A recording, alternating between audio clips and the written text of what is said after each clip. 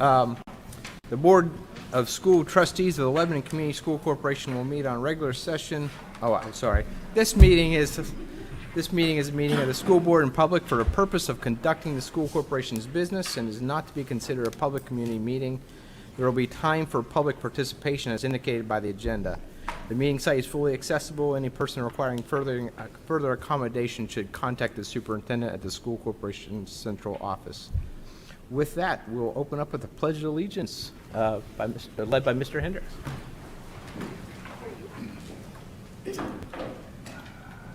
I pledge allegiance to the flag of the United States of America and to the republic for which it stands, one nation, under God, indivisible, with liberty and justice for all. Thank you. Roll call. We do have, Mrs. Jones is absent today, but we do have a quorum present. With that, we've asked, Mrs. Hutchison, if you could read the new mission statement. Yes. Lebanon Community School Corporation challenges everyone every day to reach a new best. Thank you very much. We'll make a note. I know there is some individuals signed up for public comment. We are going to have 2 public hearings inside of the meeting that will open it up for public comment for those items.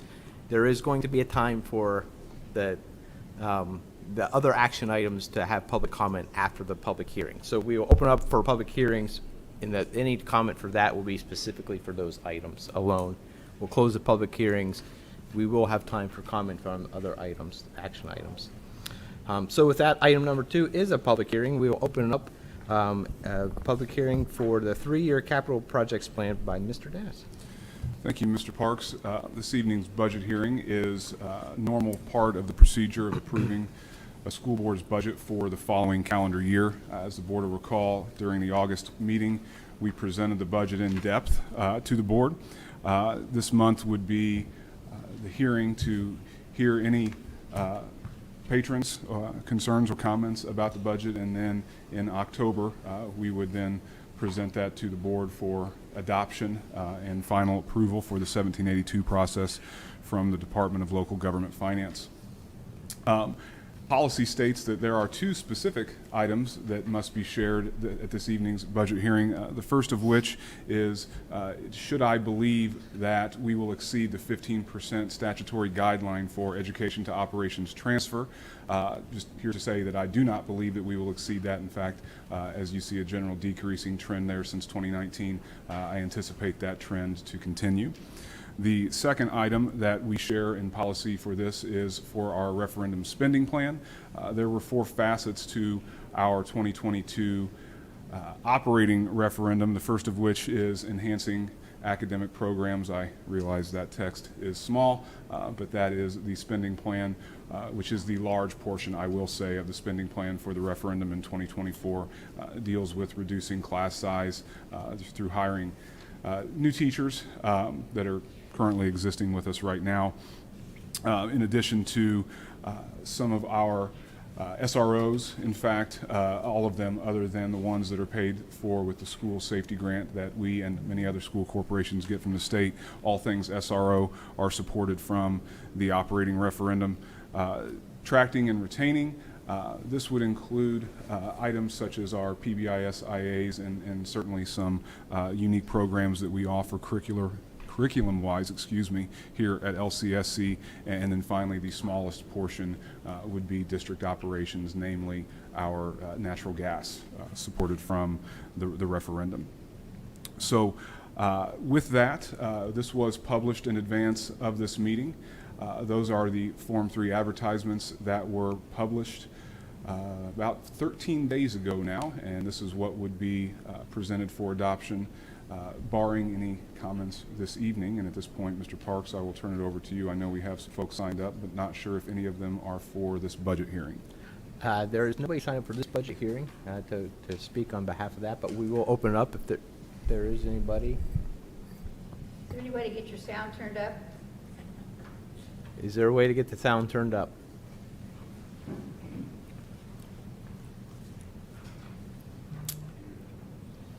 Seeing none, Mr. Parks, that would be the conclusion of this hearing. And can turn it back to you. All right, we will close the hearing.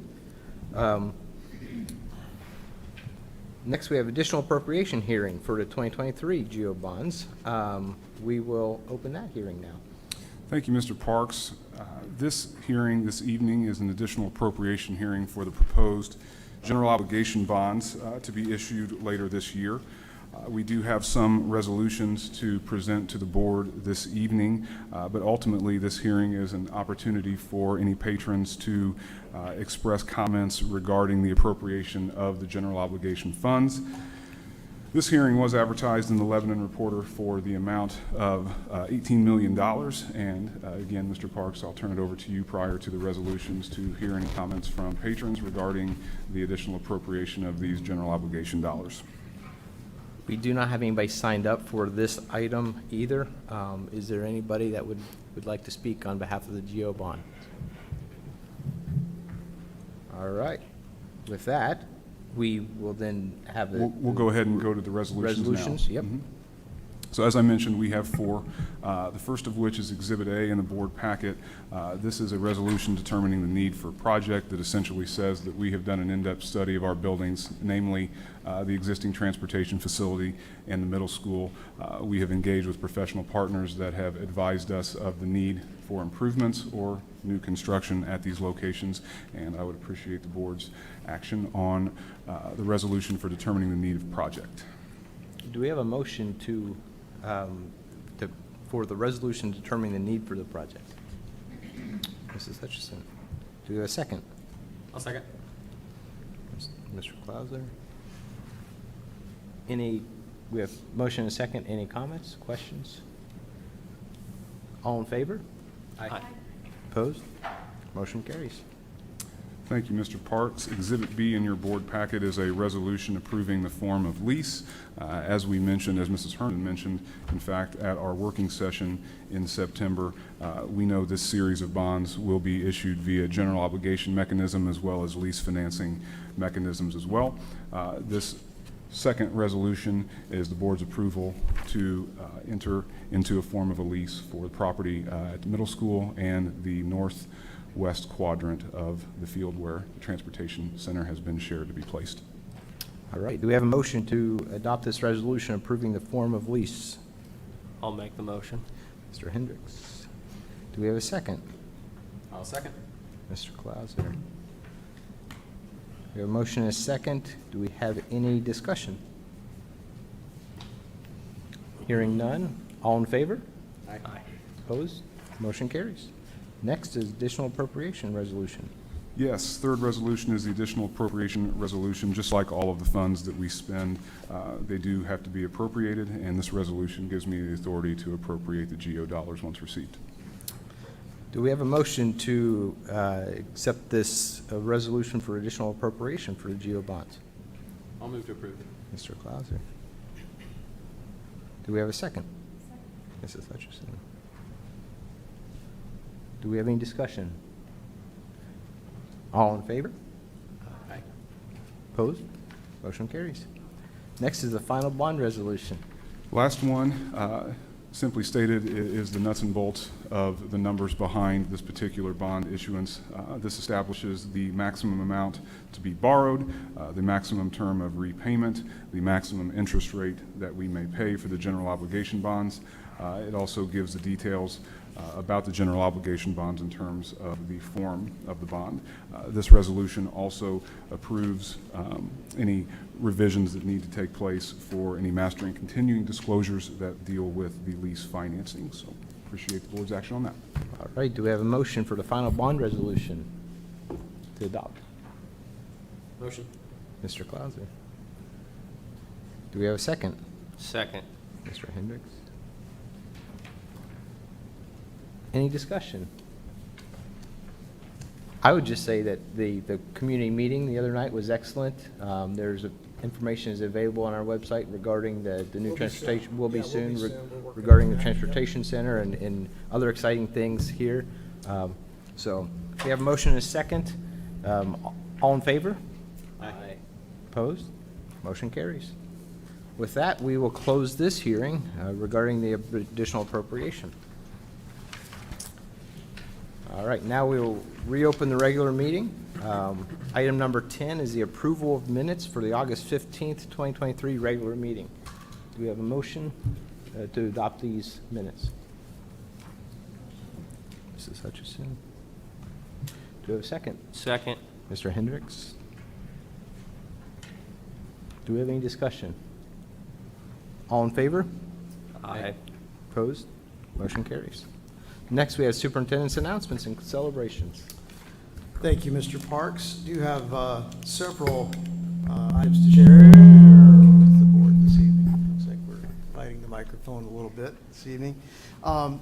Just to bring to the board's attention, I know I share this information from time to time in your weekly board update, but there's a process in place with the IHSAA whereby coaches or officials can report to the IHSAA behavior of our student athletes, and it's a good report. These are called exemplary student athlete reports, and we have received several in the last week. I just wanted to touch on our girls volleyball team was recognized by the athletic director at North Central High School for their sportsmanship when they were reduced to one official and were able to navigate that particular match.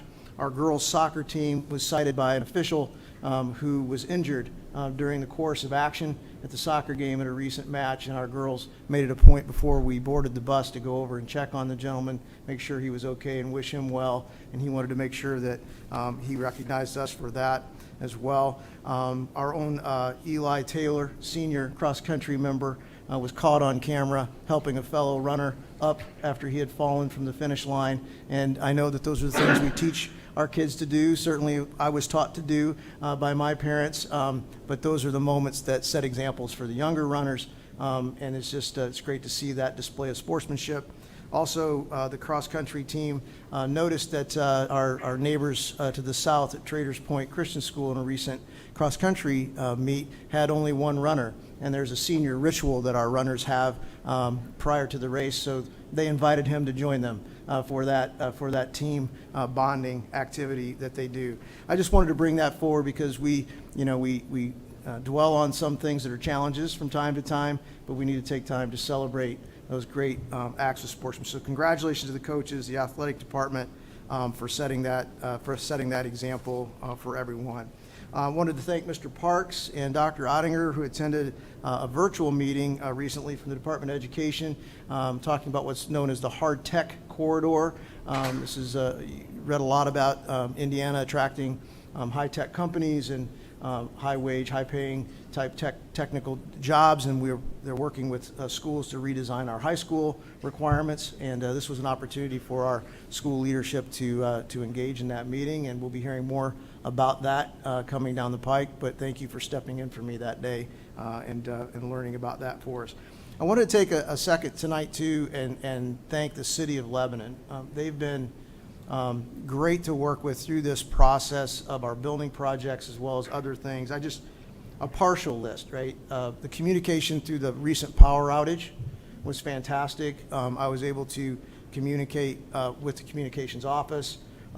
It was instrumental in us making our decisions through that process. They're always there when I ask and ask for where we are in the process. So I want to thank them for that. Mr. Krulik, the town engineer, city engineer, participated in our recent town hall meeting regarding the construction projects near the middle school, which we were working on this evening, our middle school additions, transportation center, new elementary school. And it was great to be able to answer the patrons' questions and him to take his time to do that. Assisting us with road closure communications has been great as well. They retweet our tweets and our Facebook posts, helping inform the community of the road closures, and there's a lot going on right now, especially around the Harney campus, and so we thank them for their cooperation on that, and to that end, thank them for agreeing to shut down those corridors so we can get our work done more efficiently for everyone. So just a moment to thank the city and for their cooperation and all the work that we're doing right now. Wanted to congratulate our fifth graders at Central Elementary School who just yesterday, I believe, supported an organization called Pack Away Hunger. by packing meals for those in need. And, you know, one of our key systems that we've adopted as a board is community engagement. And what a great way for our students to engage with the community and provide a public service for our community. And finally, I got to start my day today with a photo op with senior Emma Hornbecker, who's representing Lebanon High School as a National Merit semifinalist for her performance on the PSAT. That will be getting out in press releases as we speak, so you'll be seeing more about that. That honor represents the upper 1% of all PSAT test takers in the entire country to be a National Merit semifinalist. We'll find out very soon whether she's a National Merit finalist. I like her chances, but I don't want to jinx her. That's quite an honor, and I will be inviting Emma and her parents to a future board meeting, so you can congratulate her in person. But that's a great honor for our teachers, our staff, and of course, Emma and her family. So all celebrations this evening. Thank you. That's all I have. That is excellent. Thank you, Dr. Millman. Next, we have informational items. First, we have the first reading of policy update. Yeah, I can take this one. This is policy 8451, pediculosis, also known as head lice, a topic that we don't all like to talk about, but this is one that Mr. Martin in his work with our school nurses has noted that our policy needed updating to reflect current CDC, current Board of Health guidelines on how to deal with that in the school and work with the parents in those situations. So not one of those fun topics that you talk about, but certainly one that's necessary in a public school setting. So happy to answer any questions, or Mr. Martin's here to answer any questions you might have, but this information item tonight, we'll bring it for an action item next month. All right. Any questions? All right. Having none, we'll move on to the 2024-25 draft district calendar. Mr. Martin. I placed on the screen. Thought that might be the reason for the echo. I placed on the screen. Next year we have to start a little early, really early actually. It's May, Labor Day. Memorial Day is only 1 year. It's going to be earlier. That's the next year. So we probably have to make one more little sacrifice next year, but in some sort of a way to keep graduation before Memorial Day. This year the sacrifice is starting on August 1, pretty close to the biggest sacrifice. Everything else is kind of fitting in okay this year, but that's because we tried to go starting the 6th. We just can't fit it in and have any possibility of even semesters. I'll note in this draft calendar is a slight deviation from some of our historical calendars in that it's bringing teachers back 2 days prior to students rather than 3 days prior to students. I will confess that is somewhat psychological. For some reason, July 30th felt better than July 29th. I don't know. But it also kept our students from starting in July. But I also think that we do have professional development and staff time that is necessary throughout the school year as well. So what we've done is we've placed that staff day in the school year rather than at the beginning of the school year. And you might note this particular calendar reflects a staff day on election day. It was going to be in November anyway as it fell, and it seemed to make sense for us. We have a lot of students who like to work polls, and now that they can do that and be part of their civic duty and not miss class time to do that. The high school is a polling place, so that helps from a safety and security standpoint as well as a campus safety and security standpoint. And it is a big election. It's a presidential election year, so we do anticipate a larger voter turnout as well. So it just so happens that it made sense for us to be able to place that staff day on that day. Also gives us an opportunity to bring our staff in. Sometimes our staff report at 7:30, say at the high school. We might bring them in at 8 o'clock. That gives them times to go to the polls before they come to work perhaps. So we're able to work with that as well. So that's one piece that's a little bit different. A challenge Mr. Martin always has is trying to balance the semesters. I just wanted to point that out again to the board as much as possible. More of an issue at the high school when you're talking about credit-bearing classes, and you really want to try to avoid getting a week or more difference in your semesters when you're granting credit for the same course that you're giving in 2 different semesters, and you have a week's different of instructional time, then that's a little bit too lopsided, so you try to deal with that. Is a little tight this year, though, because of Memorial Day being so early in the calendar. And it gets worse next year. It gets worse one more year, then it starts Gets moving back backward, later yeah. again. Yes. All right. So thank you for your work on this, Mr. Martin. Yes, We will be thank sending you. a Google Doc to all of our staff tomorrow with this draft, with just an open text box, sharing with them some of the challenges or guidelines, parameters we use for the calendar, and allowing them to provide us feedback on the calendar as well. This will be posted up on the website as well. The draft maybe. will be, Draft actually, there's a will be. link in today's agenda. Agenda. So the online agenda with this board agenda, there's a hyperlink to this draft. We hesitate putting it on the calendar page. We have found that people don't always notice that it says draft or notice that it says proposed, and they print it out and put it on their refrigerator, and it might be different when it gets approved. So we're trying to avoid any miscommunication that way until it gets approved next month. And the current revision is dated today. That's our proposed. The only change from something that you might have seen early in the week was that November 13th PD Day became November 5th. So that's That was your only the change difference that from your occurred last since draft the you first saw. one Yeah. you saw. All right. Thank you very much. I know it's not easy. Not easy. Not easy. Next, we have the school construction and renovation update. Well, I just wanted to share, again, I said the thanks for the City of Lebanon and their cooperation. If you're driving by Harney Elementary, you've seen the walls grow and grow on the new gymnasium. Steel is now up at Perry Worth Elementary. Foundations are getting poured, foundation blocks going up on the new kitchen. I noticed seeding has happened now in the new car drop-off line at Perry Worth, so that grass should get a good start now this fall, which should be helpful to everyone. The bus lot, the new bus lot is now open and operational at Perry Worth Elementary, so now we have that separated bus lot in action. The bus lot from Harney has been open for most of the semester, actually at the start of the school year, so they've had that separated bus lot as well. On the non-referendum projects, well, let me back up and say we have not technically broken ground, but we certainly have started moving a little dirt on the new elementary site. If you've driven down on John Bart Road and the Fordyce Road corner, you've seen the equipment there, and the construction trailer's been placed, so some things are starting to move in that area. And in the non-referendum projects at the softball field and the athletic complex, the new parking lot has been poured and is in place, but the top coat still needs to be done yet when the construction's finished. We think we punched out the turf on the softball field, so that has been actually punched out.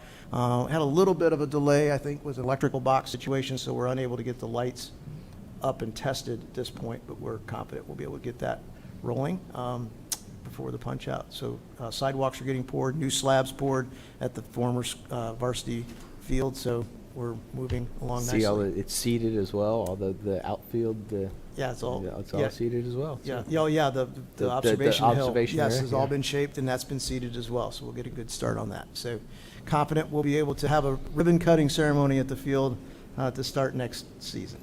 That is great. Yeah. Thank you very much. Next, we have consent agenda, staff matters for classified, certified, and ECA. Thank you, Mr. Parks. For our classified staff this evening, I am requesting approval of new hires, numbers 224 through 241. Rehires, numbers 242 and 243. Resignations 244 through 251. And retirement number 252. And terminations numbers 253 and 254.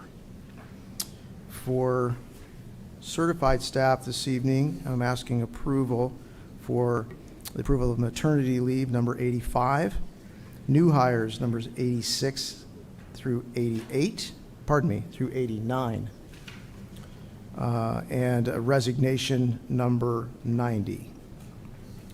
Under ECA this evening, new hires numbers 199 through 202, resignation number 203, returning coaches 204 through,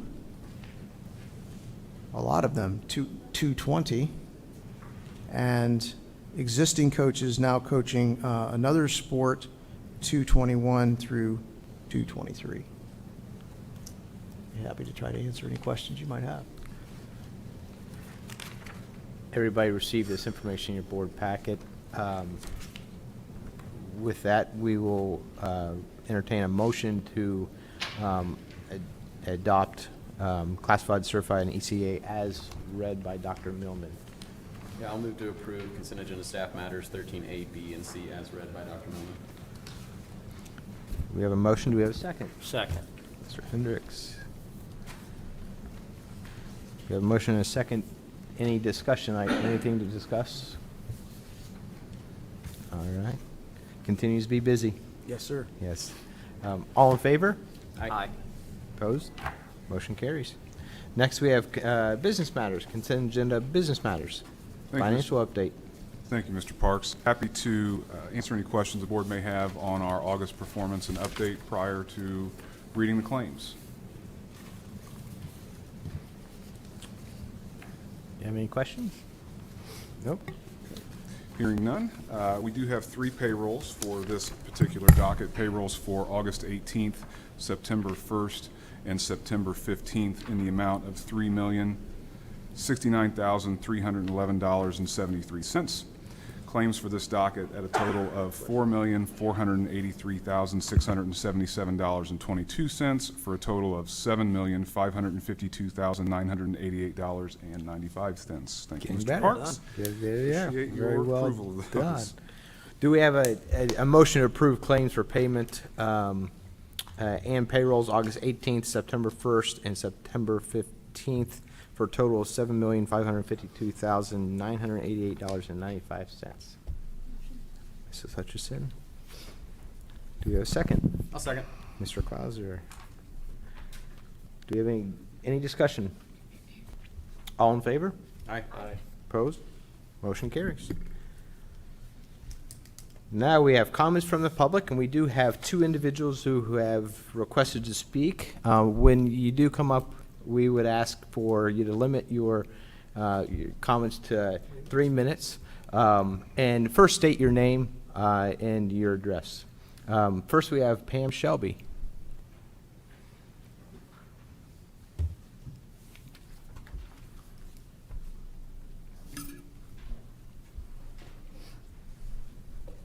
Good evening, my name is Pam Shelby, 235 South Muirfield Circle in Lebanon. I'm a retired teacher from Central Elementary and a resident of Lebanon. I'm here to speak to you tonight regarding the naming of the new elementary building. I recently read in the Lebanon Reporter about the naming of Central. The article said you, the board, wanted to hear public opinion. We have so much history here. Here are my thoughts. Years ago, Harney was located at the Elks location, but when a new building was built, they kept the name. Central was relocated from the current downtown police station years ago. When they moved, Central kept the name. The new Stokes building kept the name and added the full name when the building was constructed. When Perry and North Townships built the new elementary, they kept both of the township names to give community identity. So why are we considering changing the name of Central? Central has made a name in this community. National Blue Ribbon Award winner multiple years, Indiana 4-Star Award winner multiple years, and the first Krista McAuliffe Award winner for the state of Indiana, Margaret Peterson. We are a traditional community that takes pride in our accomplishments. Central has been a shining star for many years, along with many of our other schools. Why invent the name when we can build on history, one might say? Most recently, I've heard there's going to be a major redistricting in our community. And perhaps the thought was parents would be more willing to uproot their children and send them to a new school if the school had a new name. Well, I have personally been through many redistrictings in my 39 years of teaching. And I'm here to say it won't make a difference what you name a school when children are moved from the school they already know. So if that's the reason, or even part of the reason, why this consideration is being made, I would say parents are not going to receive this change any better, no matter what the name is. When I read the 3 names that were being considered, I was perplexed, to say the least. What does Prairie Creek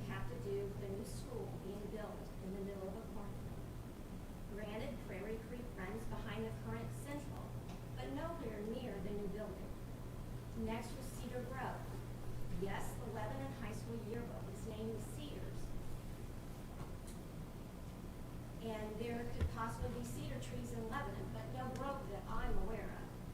The name sounds like a Beach Grove school, not Lebanon. And honestly, after reading the Lebanon Reporter article, that's when I got fired up. I just don't understand the thinking, and that's why I'm here tonight. I encourage each and every one of you to think about the history and the community this school has helped create. Why start over when you can build on a reputation that's already in existence? Thank you for your time you've given me tonight. Thank you. Next, we have Bonnie LaClave.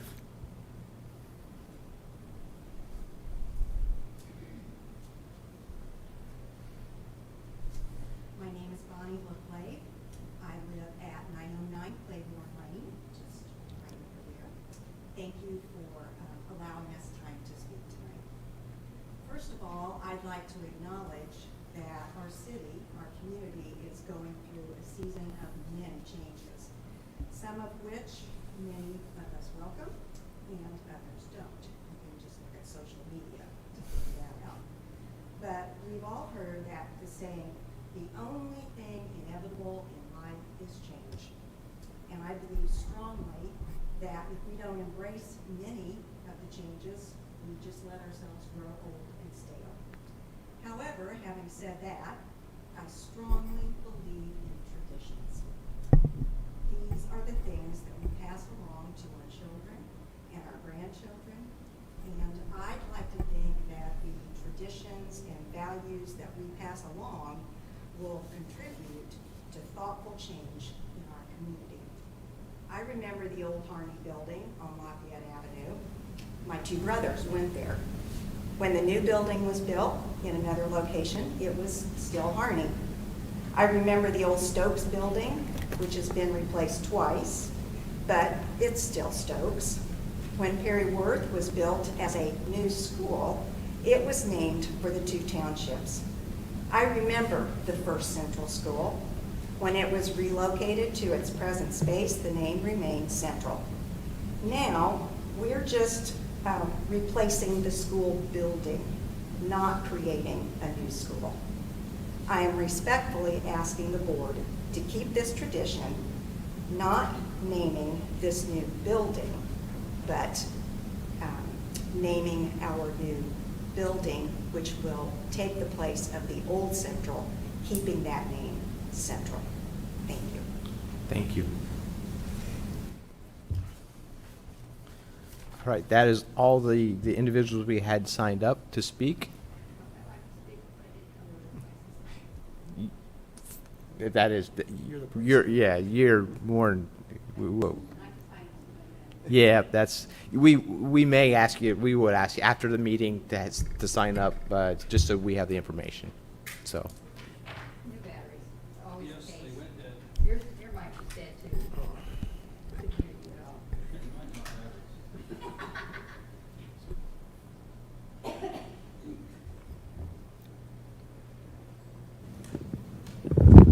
What's our life without batteries?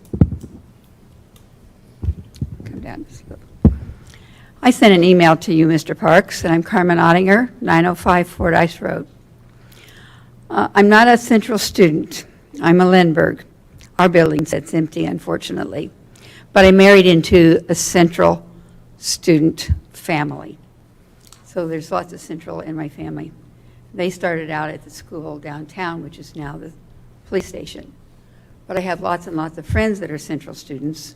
My son was a Central student, and I said I married into a Central family. As I stated in my email, we're not reinventing the wheel. The building is just moving its students to a new building. As the former lady stated, the building is new, but the students are not. They're moving to a new building. We're still carrying on the tradition of Central School. Central Stars are still alive. They've been buried into the new Tigers.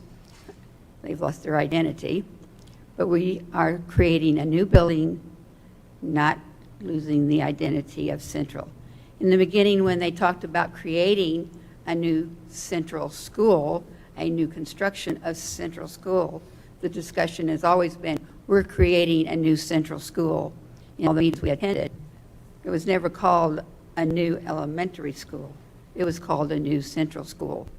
I think in some of your minutes, you may see that written, possibly, but in the discussions of a new elementary school, it was called the new central school.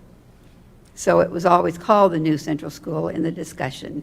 So I see no need to create a new name. It's central school. That's my take on it. That's our take on it.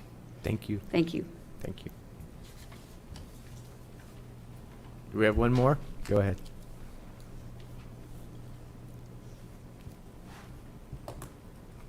Hello.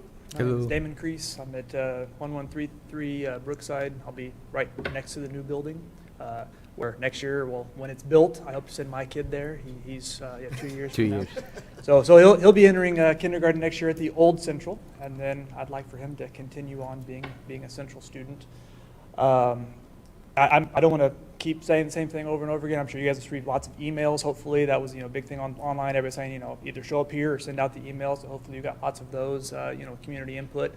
But I think the whole thing with the new name, it should have always been we're going to have a new preschool, right? I mean, or whatever it's going to become, a developmental pre-K. I think that should have been the focus of the new name. I mean, that's going to be a new thing that we haven't had. And, much of what Pam was saying with the Prairie Creek is going to run behind the former Central. So that would make a really good sense. Prairie Creek Preschool makes perfect sense to me. So I think I put that in my email to you guys. I'm just rehashing that out loud. Hope you guys all feel the same way and keep the new school at Central. Thank you. Thank you. If you could also sign, just so we have your information and can put it into the minutes. Any additional comments, public comment? All right, we will move on to action items. Very first action item is recommendation of a name for the new elementary school building.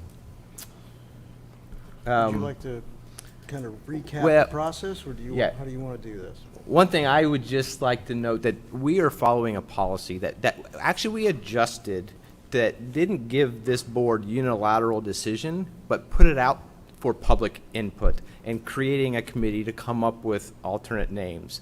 It's not necessarily this board's thoughts to change the name. It was trying to get more public input, and that's obviously has worked. So we just wanted to make that note that we were following the policy that we did adjust to give more say to the public earlier this year to make it known what, so we could get input. Right. And it definitely has worked That's to right. do so. So That's right. that is the rationale. It was for us even going through this process. Yep. And So- I think as we, thank you, Mr. Parks. I'll share some information. First of all, I wanted to take a moment from my seat to thank the committee members that participated and sifted through the community comments through this process. Susie Boyette, a teacher at Harney Elementary and parent in the district, a graduate, longtime resident of the district. Kim Larman, a teacher at Central Elementary, parent in the district. Marta Williams, parent in the district, resident in the district, teacher representing Hattie B. Stokes Elementary.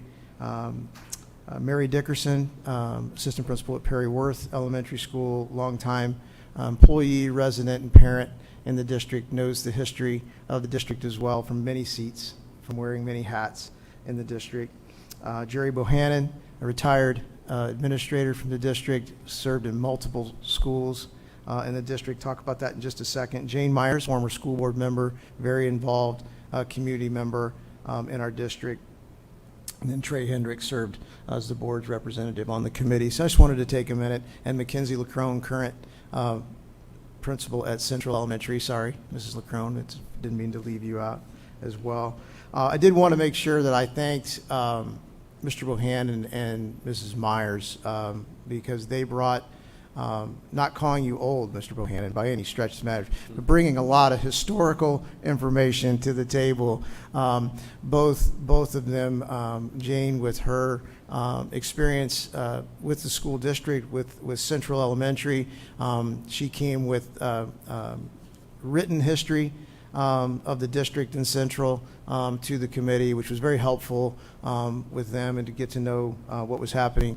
Mr. Bohannon was a parent and an administrator during multiple redistrictings and was here when the Lindbergh School was closed, and is in some ways analogous to what we're dealing with here as well, because we're taking the school offline, changing a location.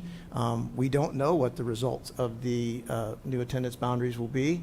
However, with Perry Worth District across the street, it's not a stretch to imagine that those boundaries will stretch into multiple current attendance boundaries as we're working through this process. So it's had some analogous comparisons to this process. So I wanted to thank them and then echo Mr. Parks in stating that the previous policy did not require community input for naming of a new school, which hasn't happened in this district since the 70s when the middle school was constructed.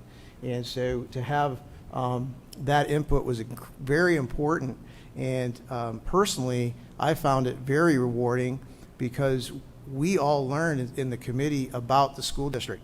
Some of the names that were suggested for the school building brought with them some history about the community that was new to most of us sitting at the table, and has helped us respect and grow our respect for this school community even more. So I really appreciated that. We have some deep and very impressive history in the school community. So I wanted, Mr. Parks asked me if I would just share quickly what the committee was tasked to do per that board policy, and if I can get that to come up. There we go. Whoa, is that doing some weird, oh, it did the same thing that it did to Mr. Dennis, I think, the other day. It's probably thinking, Mr. Martin. I'm going to hit eject. We've There you already go. talked about the three suggested names. Essentially, the committee was tasked with submitting to the board no less than 2 names, no more than 3, because that did allow for the community voice to be heard, and there were multiple names suggested by multiple patrons in the community. Obviously, Central was one of those. It's one of the top 3. And our robust conversation around the committee room kind of brought to life the other suggestions from the community as well. So I applaud the board for making the adjustment to the policy and saying, hey, this policy gives us basically unilateral authority to just come to a meeting and make a motion and name a building, whatever we feel we need to at that board meeting.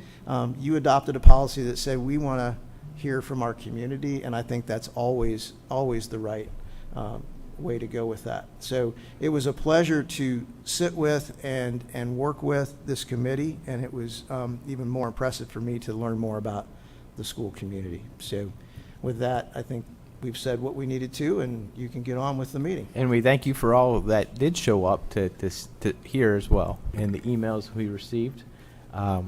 So with that, do we have any motions that any of you would like to make? Yeah, this time I would move to, per board policy, name the new elementary school Central Elementary School. Do we have a second? I will second. We have a motion and a second. Now's time for some discussion, if you wish. Yeah, from my end, I just also want to thank the community for reaching out. I personally received emails largely in support of Central. I've also received emails in support of other options. It's something that, I don't have the same experience as all of you.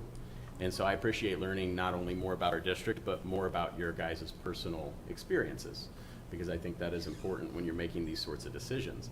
And so if we don't have this transparency, we never have this conversation, because as you know, this is something that could have gotten passed.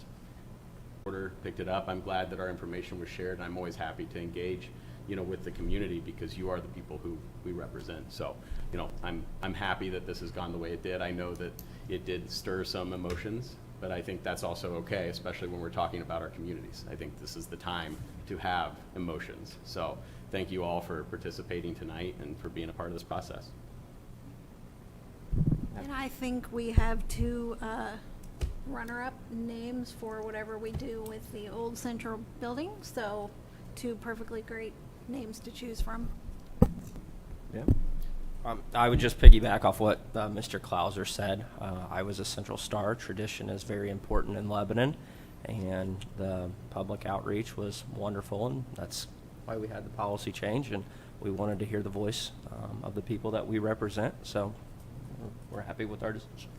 Absolutely. As a parent of two Central Stars and I think one Central Tiger Cub, I think it was, but, wasn't here for but yes, tradition is a good thing, but also opening up, I think, public comments always good and input from you. So thank you to everybody, those who are not here as well, for the input we received.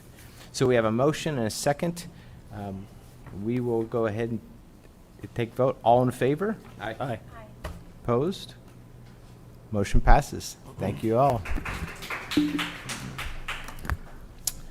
Next, we have item 16B, request approval of agreement with Etica. Thank you, Mr. Parks. In front of you, you have a proposal letter addressed to myself from Mr. Aaron Conrad from Etica Group. The board will remember about this time last year, I invited the board to accept a proposal from Etica to develop a 20-year roof maintenance plan for us that allows us to always keep our roofs under warranty. Standard for commercial roofs to be warranted for 30 years, and the goal, of course, is to replace our roofs in such a manner that they are always under warranty. At the time that proposal was completed, there really was no time for any design work, nor need, since all of our roofs were under warranty for the 2023 roofing season. What I'm bringing to you tonight is a proposal from Mr. Conrad for the 2024 roofing season. The building that he identified as having the need is this building, Lebanon High School. The way this works, as I know this is the first time that we'll be having Etica design and administer a roof replacement for us, is Mr. Conrad will identify a maximum amount of scope that he feels can be removed for a price. And that budget that we agreed upon to be paid from the bonds that were discussed at the beginning of this meeting tonight is $1.3 million worth of work. I do want to be clear that that may not necessarily be a 100% removal at a building of this size. Certainly at an elementary school, it would be much less than that to do the entire roof, and you do that. But at a building of this size, since this is noisy work to be done over the summer only, the entire replacement can't take place. So bring to you tonight $1.3 million of roof work, not asking you to approve the $1.3 million. That's what Mr. Conrad's going to design to. We'll publicly bid that and accept it. But what the fee to do this is, however, is on the final page. Proposal to perform this design work, and then he visits weekly. So it's really an engineering as well as an administration of, and oversight, I should say, of the installers. But his fee is $104,000 to oversee that amount of work. I graciously would appreciate the board's motion and approval for this proposal. Do we have a motion to approve this contract with Etica? Mrs. Hutchison? Do we have a second? I'll second. Mr. Clauser? We have a motion and a second. Any discussion? All in favor? Aye. Oh, did you have, wait, go ahead. It's okay. I was just gonna say, I think this is important. I mean, $1.3 million is a lot of money, but if we keep our roofs in tip-top condition and hopefully in repair, we won't have to replace them as often, so I think it's Always under warranty. And just to note again, this is actually the approval of $104,000 Right. for the construction of Correct. I saw that initially too, but the soft costs are $104,000. This is actually the building itself as Right. well, So improvements. Make sure that investment Correct. is done correctly. Correct. So we have a motion and a second. Any other discussion? All in favor? Aye. Aye. Opposed? Motion carries. Next is request approval of QPH change order. Yes, I appreciate that. So QPH is an acronym for Quality Plumbing and Heating. They're our mechanical contractor at Harney Elementary School as a part of the renovations taking place there with the referendum. I invited Mr. Harry Delks, our owner's representative, and while he makes his way up tonight, I enlisted his help to explain the fact that we will likely be bringing a lot of change orders to this board as we see these processes and these projects through. And I think a lot of times when the words change order happen, that there's a negative connotation attached to it, as in something went wrong that is now going to cost us more money. As you know, school boards must approve every contract where we will be paying a trade partner or any professional service. And the fact of the matter is, when a change order happens, it changes the contract value, therefore necessitating it to be brought back to the board. Again, we are going to have more than 50 prime contracts out once the amount of construction begins, and these meetings could be tremendously bogged down if every single change order was shared and talked about in depth in the manner that I am right now. The reason that I think that this is a perfect example to speak to the board with in depth tonight and explain our process moving forward is because this change order is not budget negative. This is what we call scope swap. We had an agreement to purchase VUVs, which at the moment that acronym is not landing variable unit ventilators. We had an agreement to purchase those directly from the company that manufactures them. We couldn't come to terms with how they were going to ship them to us. However, our mechanical contractor, QPH, is very familiar and comfortable with the shipping terms that this manufacturer wanted. So rather than paying that vendor directly to manufacture and ship those to us, we're just paying QPH to procure them. And so I wanted Mr. Delks to speak tonight to the fact that a change order doesn't always mean something has gone wrong. When we find items in the field, sometimes different parts of the job are assigned to different folks and removed from other folks' scope. So yes, well, specifically on renovation projects, there are always surprises. Sewer lines aren't where they're supposed to be. Electrical lines aren't where they're supposed to be, and that generates a change order. I just wanted to briefly kind of go over this particular specific situation. As I understand it, back in around January of this year, the decision was made to directly purchase these unit ventilators, and the reason was that it could be a long lead item. We wanted to get on the front side of that. That's why that all happened in the first place. And these unit ventilators are installed in 21 rooms at Harney. And so when Engineered Air, which is the manufacturer that we were purchasing these units from, gave us a contract, there were some things that we could not agree with. One was the shipping. They demanded that it would be freight on board, which means that the minute it left their plant, we would be liable for anything that happened to it, which was unacceptable to us. Also, the warranty of the units started from the moment that they shipped them from the manufacturing plant. Now, they may not be installed when they get here, so that wouldn't be a good thing for our project. And then there were some other issues like payment terms. They demanded 30 days from the moment we received the invoice, or they would charge us an interest rate. So having said all that, the agreement was for a 10% upcharge. QPH, the mechanical contractor, agreed to assume all that liability and enter into a contract with Engineered Air. And I think it's to our advantage to go in that direction, obviously.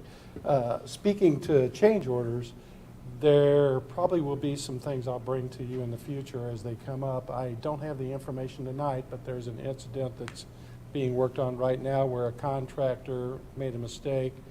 It's costing another contractor additional monies. So that's really between them. The contractor that made the mistake is going to have to pay the other contractor for their excessive time that's being used, but that may change the contract. One contract will be reduced and the other contract will be added, but there won't be any cost to Lebanon schools. So as those things come up, I'll be more than glad to bring them to everybody's attention. So that's kind of it in a nutshell. I don't know whether you have any questions. As you think of any, I just, again, since this will be, I don't want to say a regular process, but it will not be unheard of. I've got a running spreadsheet now that will detail each change order, and much like I bring the financial update to you, I'll supply that every month. What I will say is, if there ever is a change order, and there probably will be, unfortunately, where there truly is a budget impact, we will stop and talk about that in this manner, rather than just present it with the financial update. But again, if it's an immaterial change, and what I mean by that is a budget neutral change, money going from one vendor to another, resulting in no net loss to Lebanon, presenting it with the financial update so that this meeting does not have this type of conversation every month and respect folks' time. And just one more comment. What's happening right now with any change orders that come up? The first entity that reviews those is the architect. Then it goes to the construction manager for review. Then it's coming to me for review, and then ultimately to Mr. Dennis for approval. So that whole process is going on whenever there's a change order. So there's a lot of people looking at it to make sure. And the bottom line is we're protecting the budget. There are allowances built into the budget, and if there is a change order, it's charged against that allowance. But we'll do everything we can to make sure that the budget doesn't change. So. And we talk, and this is my world too, right? This, you're always, especially into any existing facility, you're going to be uncovering stuff. And I think just a monthly summary, if we have that with just a quick synopsis in any major ones talking about those items, and otherwise just providing it for our information and approval that way. Perfect. So Yeah. with that, the ask then of the board is to increase Quality Plumbing and Heating's contract by $142,500, which is the exact same price that we would have paid Engineered Air for these units. Do we have a motion to approve this change order? Motion to approve. Mr. Clauser. Do we have a second? Second. Mr. Hendricks. Any discussion? I mean, having lived through a recent home remodel and knowing the change orders that we had just for 3 rooms, there is no way we can get through this scope of project without any. Yes. Not even close. All in favor? Aye. Opposed? Motion carries. Thank you, Mr. Duff. Thank you. Thank you. Next is a request to approve the replacement of the fence at LHS football field. So as the board is aware, when the football field was renovated, there was a fence that was constructed along the front, 6 foot, wrought iron in nature, made of aluminum, but wrought iron style. But that fence was terminated as it made the turn north. It is all chain link with no top rail along the back of the visitors' bleachers. As it makes the turn west to come towards the admin center, it is still that fence, jogs around the gate, and then remains chain link going behind the home side. What you have in front of you here are 3 proposals that follow our procurement policy, as this project would exceed $50,000 but not exceed $300,000. The procedure there, our policy states that we will obtain 3 quotes. Those 3 quotes are in front of you, and I would propose that the board approve the cheapest of the 3 options per policy. These are all identical. As you can see, the price difference, one of them was clearly much lower. Scrutinize these to make sure that there was no gap in scope. All of them are within 6 linear feet of one another, so we're sure that it is the entire job as described. But with that being said, K&K Fence was the cheapest, and I move, or I can't move, you might move, but I would appreciate if the board would move to approve K&K Fence in the amount of $87,795 to replace that full, so we understand we are going to leave the chain link fence behind the home side. This is going to improve our frontage along Grant Street. Due to the master planning of the district, that fence may move anyway, so we didn't feel it was prudent to replace it all the way behind the home site. And the funding source for this, we have some aging general obligation bonds back from 2018, in fact, where a majority of this will be able to come from, and then the 2021 GO has some surplus as well. So that would be the funding source for these. All right, thank you. Do we have a motion to approve this contract or this quote from K&K Fence Company in the amount of $87,795 for the replacement of the fence at LHS football field? I'll move to approve. Mr. The Clausen. K&K. Do we have a second? Second. Mr. Hendricks. We have a motion and a second. Any discussion? Just brief discussion. So this is going to completely re-enclose then the football field, right? And that's just mainly a security thing Yeah. that, you know, we People keep off the track. we keep them off the track unless it's a school event type thing. Correct. Okay. Just want to make sure we got that out there because it's 87,000. So Yeah. Yes. that's why I figured. Thank you. We have a motion and a second. Any further discussion? All in favor? Aye. Opposed? Motion carries. Next is request approval of credit card limit increases. Yeah, appreciate it, Mr. Parks. What you have before you tonight is a select few members of our administrative staff where requesting an increase to their credit card limit. Really, the nexus of this is we were looking at some procurement habits that we had here. A lot of staff were making purchases with their own money. That's a dangerous proposition to get into. They're not tax exempt. We then can't reimburse them for the tax that they purchased. It's not a great practice to get involved in. As a result, and an unintended consequence of such, moving those purchases to corporation credit cards, we were approaching the limit of many of these and really making some of these unusable because the limit was reached. And so asking to raise some of these, as you can see, Mr. Smith's is quite a bit, but the technology purchases that he's making, you know, are significant. These limits, I don't think, have been visited in some time, and prices have changed, quite honestly. Obviously, our Deputy Treasurer, Brittany Robbins, has a large amount, and as a result, some of these cards reaching their max, having to then move that to Brittany, she was approaching her max. So I asked her to do some work and then reviewed it, and the proposal that she had that would get us to a spot where we would not be hitting these limits each month are in front of you. So appreciate the board's consideration of this. So do we have a motion to approve the credit card adjustments as provided in the background information? Motion, Mrs. Hutchison. Do we have a second? I'll second. Mr. Clauser. We have a motion and a second. Any discussion? All in favor? Aye. Opposed? Motion carries. Next is the approval of T-Rex MOU. Thank you, Mr. Parks. One of the things that school corporations unfortunately must do is have a mechanism to collect debt. That need is going to be greatly reduced with the state law that was passed that does not allow us to charge for curricular fees. So I do want to state this early on in this item that the only debts that we will need to collect from here on out are any debts from last school year. So any curricular debts from the 22-23 school year, we still can collect that, and we still have a decent amount to collect.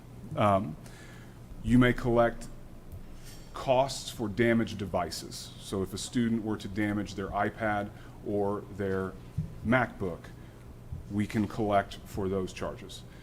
Finally, you can collect for lunch fees. And I'm not talking about students who receive a free or reduced lunch.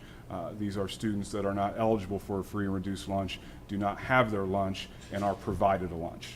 And so those fees have grown.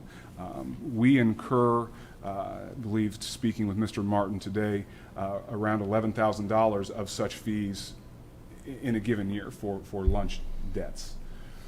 It has become a lot of lunch. It's a lot. It has become, and that has to be rectified. By policy, we have to rectify bad debt from another source, usually the operations fund. So that's a transfer to rectify that bad debt because we cannot carry that in a federal fund. So that being said, the options that this district has had in the past is to pursue action in small claims court, which proved to be inefficient and very time consuming for the district representative that would carry those out. We have most recently contracted with a company that specializes in education collection debt, but both of those options never made LCSC whole. In other words, when someone pays, that company would take a portion as their fee, and we would never be returned the full amount. And what I bring to you tonight is a memorandum of understanding with a program known as TREX. That is an acronym, and what this is, and for the board's consideration, this memorandum allows us to report debts to the Indiana Department of Revenue. And when those debts are matched by name and address to someone attempting to file an Indiana state tax return, that state tax return is garnished, and that money is returned to us. It's an easier pathway for those debts to be returned to us. Furthermore, this is unique because the entire debt is returned to us. In other words, the particular individual or the debtor will be charged above the debt they owe to us by TREX for their administration of this. Now, that being said, this is communicated to these individuals, and it is intentionally set up so that they have every opportunity to contact us and settle this prior to it actually being garnished from their tax return. Meaning, they will get a letter notifying that, hey, not only is your tax return going to be garnished for the amount that you owe Lebanon Community School Corporation, it also is going to be a $35 administrative fee. That is usually motivation to settle with us. At that point, they can call us, no fee, no additional fee, settle their debt. It is never garnished from their tax return. Many school corporations have moved to this method even before the curricular fees change in order to begin collecting their debt. What this memorandum of understanding does is makes us a partner with this organization, which is a governmental organization, and allows us then to report these debts that ultimately could be garnished from a tax return. I understand the sensitivity of this and truly do open it, for discussion for, the mechanism of how this would work, and any questions, considerations that the board may have or need from me. So I have one question. This does not or does apply to like book fees or it would- test fees? It would only be book fees for the 22-23 school year, so nothing, Nothing because we past. can't charge for 23-24. So Or prior to that, or, 22. if we still, okay, if we still have debts from Yes. yes, 21-22, yeah, Yes. agreed, yep. Okay. So anything prior to the school year, but starting with this school year and moving forward, only damaged device fees that were not paid or unpaid lunch debt. And do you know what I assume this has a high success rate because it is tied to tax returns. Yes, I suppose the only way it would not be successful is if the debtor did not file a tax return. And furthermore, you may be asking if the debt exceeds their Indiana return the following year, and the following year is garnished until we're made whole. And this is through AIC, the Association of Indiana Counties? Yes. Okay, Yes. administered through them? Yes.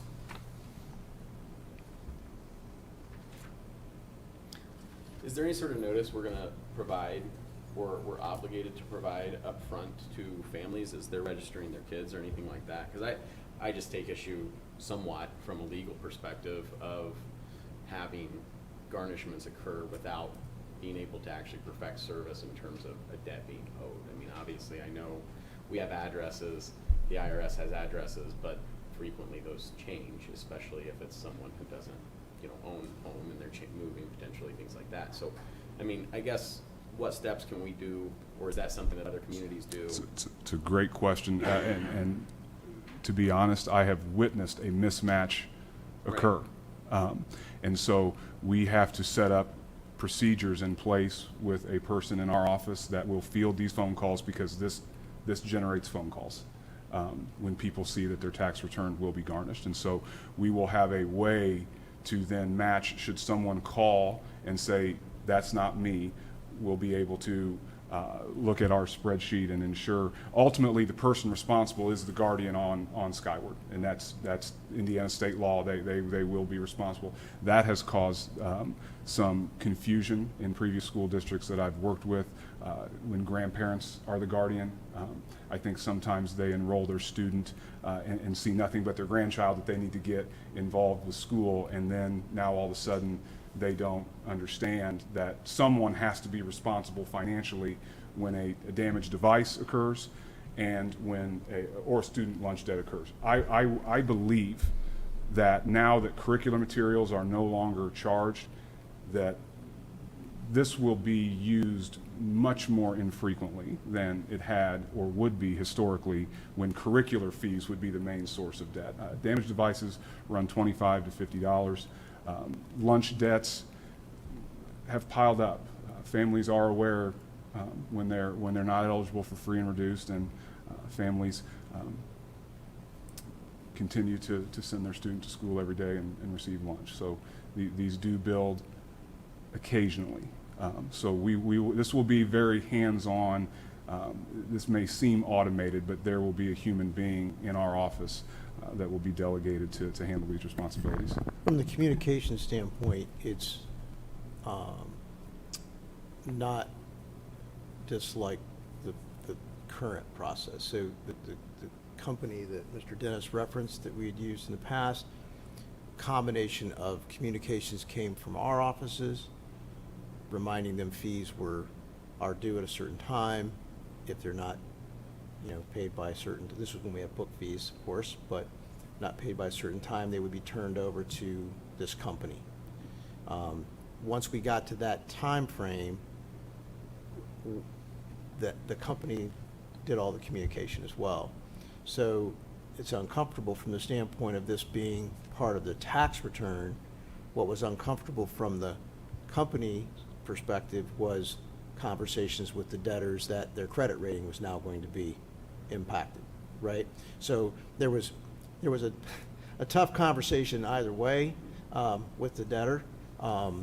That's tough, but there are a series of communications saying, hey, the deadline is approaching, the deadline is now, the deadline has passed, here's what's going to happen. So usually there was 2 to 3, team out there can nod with me, 2 to 3 communications that went out, multiple communications that would go out. And of course, both of those make folks uncomfortable from, hey, my credit rating is going to be affected by this, so we would field those phone calls, and now we'll have a different conversation. And I think it's important to talk about the timing of this. So we're all familiar with when tax time is and when that tax return would be garnished. So for the 2023 tax return, thinking about March and April of next year, nothing from this school year would be reported at that time. It's all things going back to 22 and 23, and they've received a total of 3 letters from us and then 3 letters from Kenham requesting settlement for this debt. And at that point, all 6 of those would have been ignored. So the timeline for this school year of lunch debt and unpaid device damage would not be until the 2024 tax return in spring of 25. But moving forward, that would be all our own communication and notification prior to sending them for garnishment. Yes, absolutely. So I have 2 questions. Do we allow people to pay us back in installments? Like, do we offer them a repayment plan if it is, an amount that they say they just can't pay all at once? Absolutely. We know circumstances arise, and as long as we're in communication with the family and they have agreed to provide some type of payment, we can certainly work with families on that, and would probably err on the side of humanity, to be quite frank. And is there a way at registration or whatever the point might be to just say, this is a new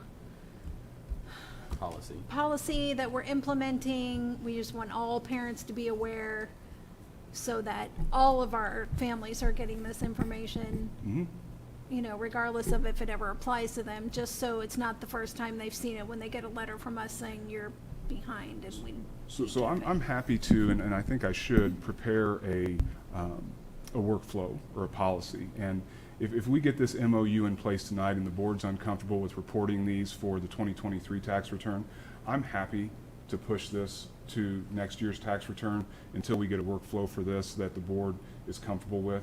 I can clearly outline how and when we would communicate with families. The fact of the matter that the debt is due is not new. That's what's not new. The debt is owed is not new. School fees exist. The manner in which they're collected, whether it is a collection agency that ultimately affects your credit rating or not getting your Indiana state tax return, again, this is not their federal return, this is their state tax return. That's what the new part is. And so I'm happy to work through workflow on this, present it at work sessions that we have coming up, and we can make this a working document until the board is comfortable with how we will do this, and namely, it sounds like how we notify them that this will be our mechanism of collection. I'm happy to do that. But again, this is after numerous attempts. Again, what I would turn in now, if the board was comfortable, there have been 6 letters mailed and notifications on Skyward. There's an electronic notification, emails that are sent as well.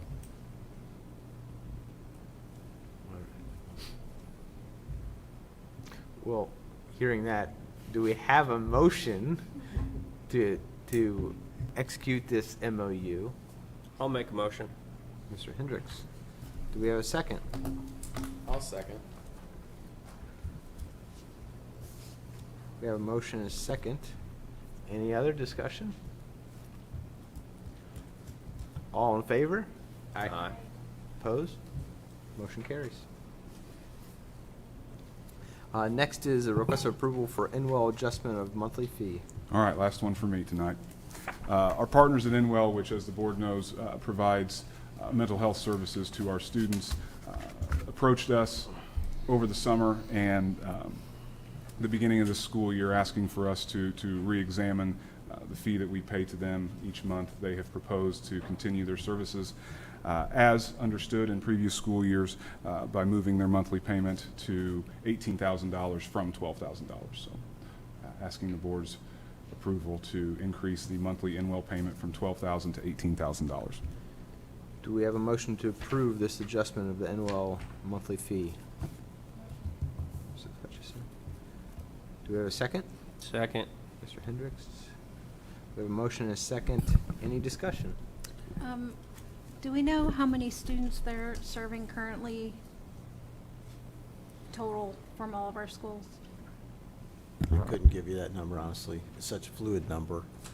Some are, and many of our students are not just served by Inwell, they're also served by Cummins. We have multiple mental health services we refer our students to. I can tell you that manpower in this world is struggling. No matter what group or company is doing that, is working in this field. And that may influence future work session topics and directions that we may consider as a district. So this is definitely a kind of a stopgap measure, a temporary situation, because we need to visit this a little bit more holistically as a board. I see this as a work session topic coming forward. So I don't have a real number at this point because, again, it changes on a day-to-day basis. And this is for their annual contract, I assume? Correct. And Correct. for the public who may not know, where would this increase in funding be coming from? This is coming from our Education fund. education fund for now. However, we do also have the opportunity and have utilized Medicaid funds. You remember, we do get reimbursement for services, speech language pathologist services, school psych services. We're able to recoup those dollars. So there's a lot of discretion within that fund, and so we have used that fund as well for this. Yep. Was there any elaboration as to how the increase was, what, a 50% increase on what we're currently paying per month? I mean, I understand manpower, but Right. that's significant. Right. I think that They have repeatedly stated to us that not being able to retain staff, they've had multiple occasions where a staff member has stayed less than a month after developing relationships because they simply have found work elsewhere. And so their answer is to address that in the salary that they can offer. And perhaps Dr. Milliman can speak more to this. I think the model that they're using for us in terms of how they're staffing it was probably difficult from the beginning, maybe. It is, and I think that this is part of that look at how we're utilizing our relationships with all of these partners in this situation, in that we are requesting Inwell to perform services for us that are not reimbursed for them. For example, if they assist us with a crisis analysis of a student, a threat assessment of a student, that is time on the clock for their staff that they are not receiving any reimbursement for from insurance claim or from any type of reimbursement. So we need to take a look at how we are utilizing those services as well.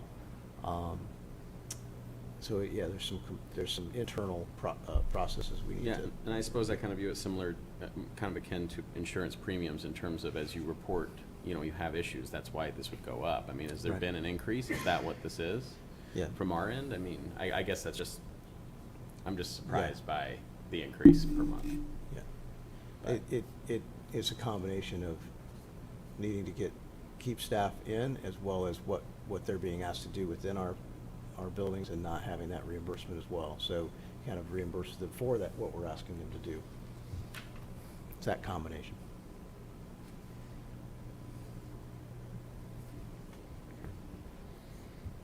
We have a motion and a second.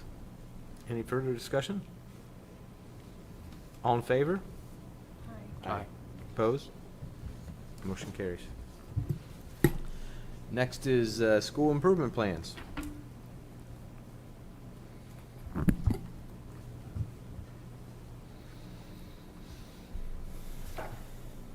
Good evening. Before I get to this, would you mind if I made a few comments about the Inwell discussion? I work closely with Lynette through lots of topics related to this, and recently she has shared with me that for quite some time now, they have not been taking self-referrals because they honor our contract and their contract they have with Witham First.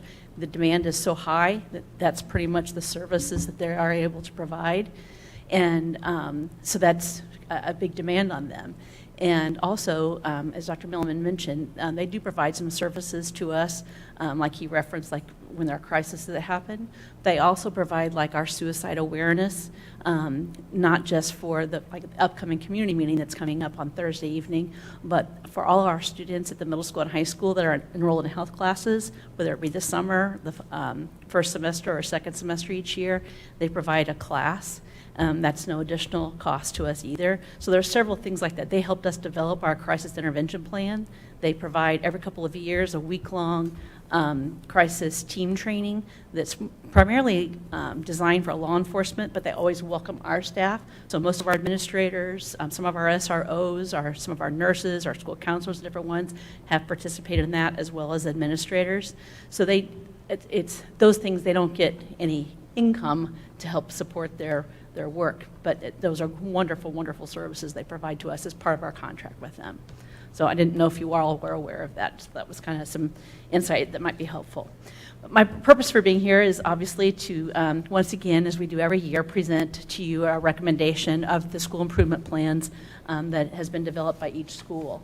And Dr. Milliman and Dr. Ottinger and I prepare a template for them to use that kind of guides them. And we try to add our own twist to it as a district, but we also make sure that we're in compliance with all the state requirements. And then the building administrators work with their school improvement teams that are comprised of teacher representatives throughout the school year and develop their plan. And each plan, as you'll see, has an English language arts goal for the 3-year goal and a 1-year goal, and also a math 3-year goal and a 1-year goal. So we've kind of given you a composite of all those, so you could take a look at that. And as the principals and their teams finish these plans each year, about a month or so ago, they submit them to us. We reviewed all of them, every page of them, and gave them all kinds of feedback. All three of us did. And then it's turned back to the principals and the team to look at, and they can decide if they want to make those adjustments or not. It's just insight. Sometimes it's editing kinds of things, but sometimes it's content related.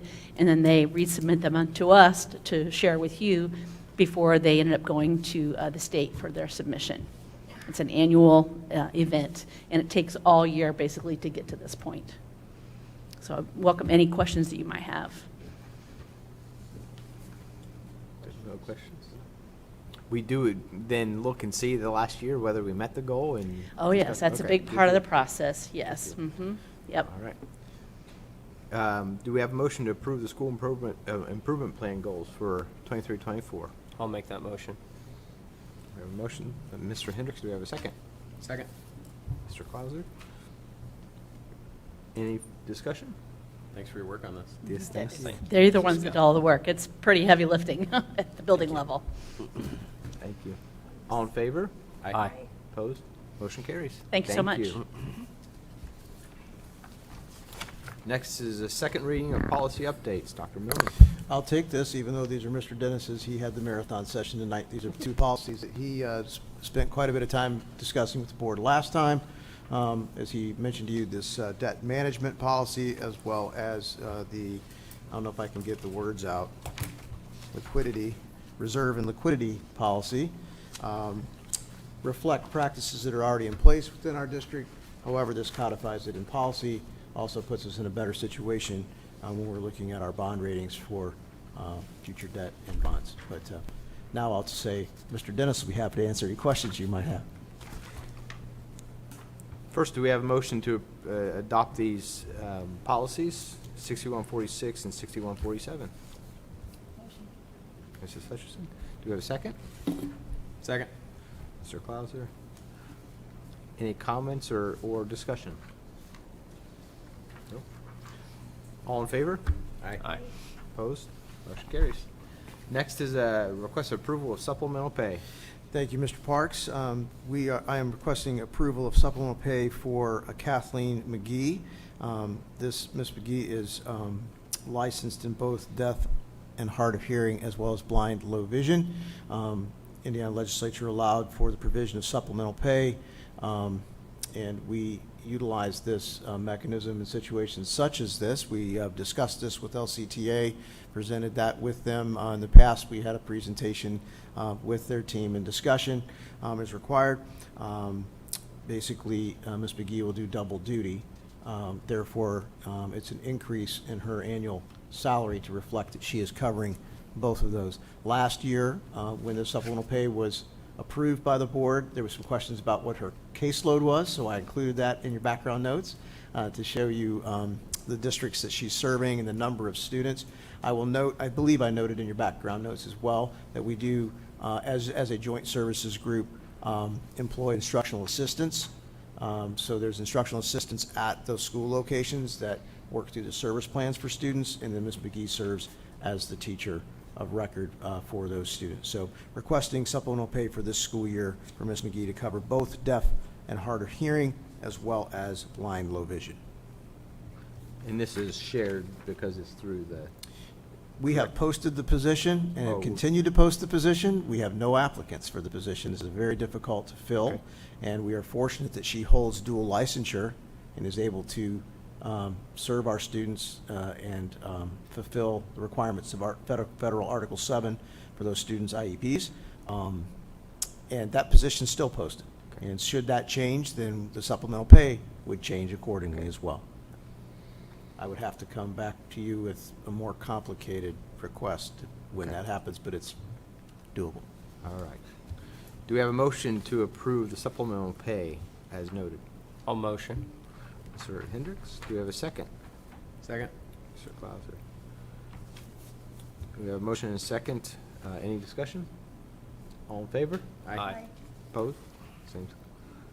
Motion carries. Next, we have approval of Harding Elementary donation. Yes, these are always nice to bring to the board. This is an annual donation from Ms. Donna Dinger from the community in the amount of $3,000 to Harding Elementary into their student ECA account. And so happy to bring that for your approval this evening. All right. Do we have a motion to approve this donation? Motion to approve acceptance. Sorry, Mr. Claus, do we have a second? Second.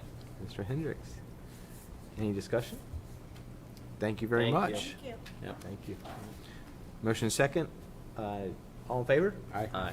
Opposed? Motion carries. Next, we have approval of LMS Cincinnati trip. Do you want all three of the LMSs together, or do you wish to? Yeah. separate? Yes, all three together. There's a nice little one, but I'm assuming you'll separate that one.